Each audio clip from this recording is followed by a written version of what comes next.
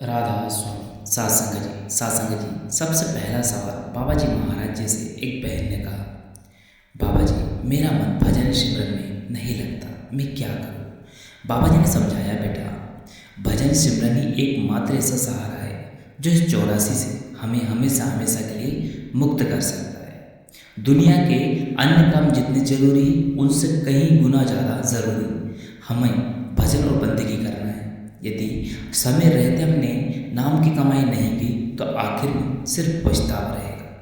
संजय जी इसके बाद किसी ने अगला सवाल कहा। उन्होंने कहा, बाबा जी मेरी अभी नामदान लेने की उम्र तो नहीं हुई, लेकिन मेरी इच्छा है कि मैं कोई भक्ति कोई साधन ऐसा करूं जिससे कि मैं मालिक को याद कर सकूं। बाबा जी मैं क्या करूं, आप समझाइए। बाबा जी समझाते हैं, बेटा देखो असली उद्देश्य उस परमपिता परमात्मा को याद करना है। उसके लिए कोई खास तरीका नहीं।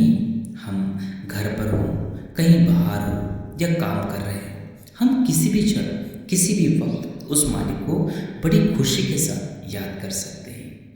आप जी चाहे ग्रंथ पढ़ लो, भजन सुन लो या शब्द लगा लो, देखो सभी का उद्देश्य तो यही है ना कि उस मालिक के लिए हम ऐसा माहौल बनाएं जिससे कि हर क्षण हर वक्त उसकी याद बनी रहे।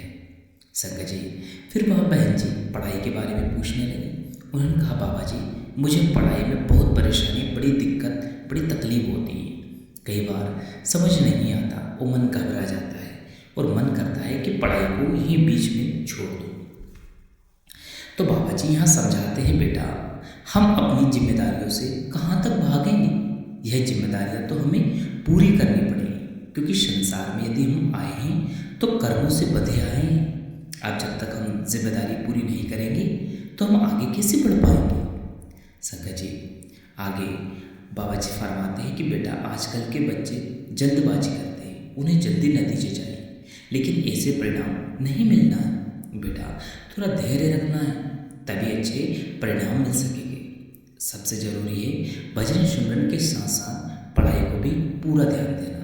फिर एक भाई बोलते हैं, बाबा जी हम रोज सोचते हैं, विचार करते हैं कि आज से हम बदल जाएंगे, कुछ अच्छी आदतें अपने अंदर लाएंगे, लेकिन बाबा जी अगले दिन फिर वही आदतें शुरू हो जाती हैं। बाबा जी जब यह 2026 लगा था तब मैं शुरू दिन से यही सोचकर आया था कि कुछ चीज़ें छोड़ दूंगा, जो अच्छी चीज़ें नहीं हैं उनको मैं वापस अपने ज़िंदगी में नहीं लाऊंगा, ऐसा फैसला किया था।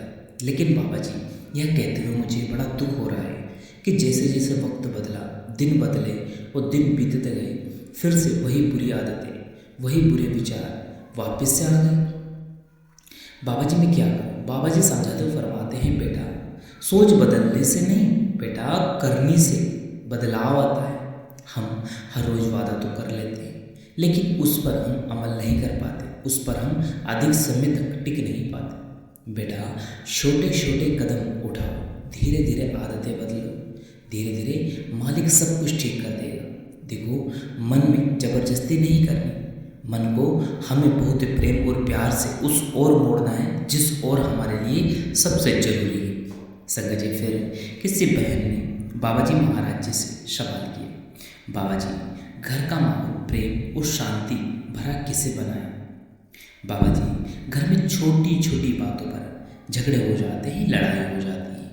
बाबा जी मेरे पति से मेरी लड़ाई बहुत होती रहती है। तो बाबा जी महाराज जी मजाक के अंदाज में पूछने लगे कि तू पति से लड़ती है या पति तेरे से लड़ता है। यह सुनना था कि संगत जोर जोर से हंसने लग जाती है। वह बहन फरमाने लगी कि बाबा जी वो लड़ते हैं मुझसे। तो बाबा जी ने फिर मजाक के अंदाज में जवाब दिया, शाबाश, बीवियाँ भी कभी कहती हैं कि वो लड़ाई करती हैं। बेटा पति सभी को इसलिए तो दिया जाता है कि सारा दोष उस पर मत दो।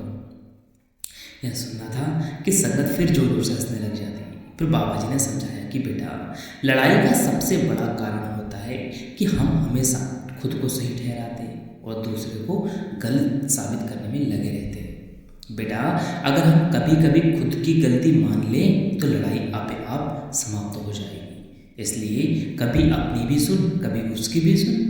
फिर एक भाई ने पूछा, बाबा जी मोबाइल और सोशल मीडिया में बहुत समय निकल जाता है, उससे हम कैसे बचें, कुछ उपाय थे। बाबा जी समझाते हैं, बेटा किसी भी चीज़ का ज़रूरत से ज़्यादा इस्तेमाल ठीक नहीं होता। हमें एक टाइम टेबल बनाना चाहिए कि दिन में कितनी देर टीवी देखना है, कितनी देर सोशल मीडिया चलाना है। ऐसा नहीं करना कि सुबह से शाम तक मोबाइल ही देखते रहे। मोबाइल की जगह हम अच्छी किताबें भी तो पढ़ सकते हैं, कोई और एक्टिविटी भी तो कर सकते हैं। सत्संग जी, बाबा जी का समझाने का उद्देश्य सीधा था कि हम अगर एक तरफा इस ज़िंदगी में हो गए तो फिर हमें अन्य चीज़ों के लिए पछताना पड़ेगा, दूसरों पर निर्भर रहना पड़ेगा। तो वक्त रहते हमें चाहिए कि हम सभी में थोड़ा थोड़ा वक्त दें और समय के अनुसार खुद को ढालें। इसके बाद एक भाई ने बाबा जी महाराज जी से प्रश्न किया। उनका, बाबा जी जब मैं भजन और सिमरन में बैठता हूँ तो मन बड़ा ही प्रसन्न और बड़ा ही खुश रहता है, लेकिन बाबा जी मैं मुश्किल से 10 से 15 मिनट ऐसा कर पाता हूँ। उसके बाद मन में बेचैनी, घबराहट और बार बार बस यही विचार आते हैं कि अब बस भजन सिमरन बहुत हो गया। इस कारण मैं भजन सिमरन के आसन से उठ खड़ा हो जाता हूँ। बाबा जी मेरे साथ ऐसा क्यों होता है? बाबा जी समझाते हैं, बेटा देखो मन में अगर कोई टारगेट लेके चलोगे, यदि कोई लक्ष्य लेके चलोगे कि इस समय में इतना करना है, तो वह काम पूरा नहीं होगा। सबसे पहले हमें प्रयास करना है, धीरे धीरे अभ्यास करना है। जैसे जैसे हम अभ्यास को बढ़ाते जाएंगे हमारा मन लगना शुरू हो जाएगा। यदि आप मन के साथ ज़बरदस्ती करेंगे तो मन रिएक्ट करेगा। आप जी को चाहिए कि आप प्रेम और प्यार से चाहे 2 मिनट बैठे, 5 मिनट बैठे, हर दिन बैठे और हर दिन एक नियम बनाएं कि हर दिन 10 मिनट 5 मिनट ऐसे आप बढ़ाते जाएं। आप देखेंगे धीरे धीरे आपका समय बढ़ता जाएगा और मन भी बड़ी खुशी के साथ लगता जाएगा। संगत जी, इसके बाद अगला सवाल एक बहन ने पूछा, बाबा जी जब हम खाना बनाते हैं, घर की सेवा करते हैं, घर के कामकाज में लगे रहते हैं तो सिमरन और भजन में वक्त नहीं मिलता, क्या करें? तो बाबा जी ने कहा कि बेटा यदि आप खाना बना रहे हैं, घर का कामकाज कर रहे हैं या अन्य सेवा में लगे तो आप सिमरन तो बड़ी खुशी के साथ कर सकते हैं। सिमरन हमें मन में करना है, मन से करना है। यदि हम निरंतर मन को सिमरन में लगाए रखेंगे तो काम भी हो जाएगा और हमारा सिमरन भी पक जाएगा। संगत जी, इसके बाद एक बुजुर्ग जी ने कहा, बाबा जी आपका बहुत बहुत धन्यवाद जो आज आपने इतने दिनों के बाद सवाल जवाब का मौका दिया। संगत जी, वो बुजुर्ग जी कहते हैं कि बाबा जी अब बैठकर अधिक समय भजन सिमरन वाले आसन में नहीं दे पा रहे, क्या हम लेटे लेटे भजन सिमरन कर सकते हैं? बाबा जी समझाते हैं कि सिमरन तो ठीक है हम लेट कर सकते हैं, लेकिन बेटा भजन वाले आसन पर बैठना बहुत ज़रूरी है। देखो अगर आपको उस आसन में बैठने में तकलीफ़ हो रही तो आप कुर्सी या फिर मेरी तरह या ऐसे सोफ़े का आप इस्तेमाल कर सकते हैं, लेकिन भजन पर जरूर बैठना है। चाहे आप कम समय बैठे लेकिन बैठे ज़रूर। तो साथ संगत जी या बाबा जी महाराज जी और संगत के बीच में लेटेस्ट सवाल जवाब है जो आप जी को इस वीडियो में सुनने को मिला। अगर आपको यह वीडियो पसंद आया और ऐसे सवाल जवाब आप सुनना चाहते हैं तो आप बिल्कुल देरी ना करें, इस चैनल से अभी जुड़ जाएं, जिससे कि आपको बाबा जी महाराज जी, हजूर महाराज जी के लेटेस्ट दर्शन वीडियो, सवाल जवाब वीडियो, सत्संग वीडियो अपडेट के साथ सबसे पहले मिल सकते हैं।